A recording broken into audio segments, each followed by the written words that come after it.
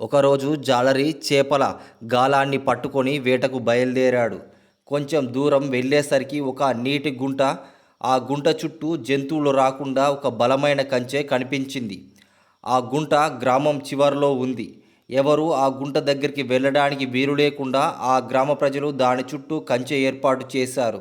కానీ ఆ జాలరి దాన్ని ఏమాత్రం లెక్క చేయకుండా దట్టంగా ఉన్న కంచెను కష్టపడి విరుగొట్టి నీటి గుంట దగ్గరికి చేరుకున్నాడు. అందులో పెద్ద పెద్ద చేపలుండడం చూసి జాలరి, ఈరోజు నా పంట పండింది, నాకు అదృష్టం బాగుంది అని ఆనందపడుతూ ఉన్నాడు. సంతోషంతో గాలాన్ని తీసి నీటిలో వేశాడు.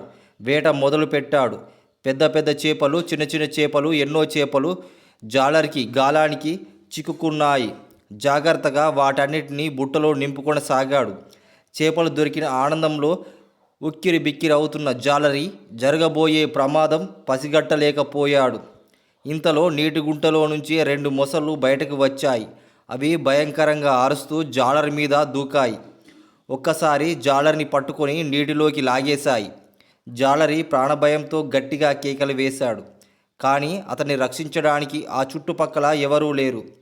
మొసళ్ళ భయంతోనే ఎవరు ఆ నీటి గుంట వైపుకు పోకుండా గ్రామస్తులు కంచెను ఏర్పాటు చేశారన్న విషయం చివరి క్షణాల్లో అర్థమైంది. అప్పటికే జరగాల్సిన ఘోరం జరిగిపోయింది. మొసళ్ళు జాలరిని చంపి తినేశాయి.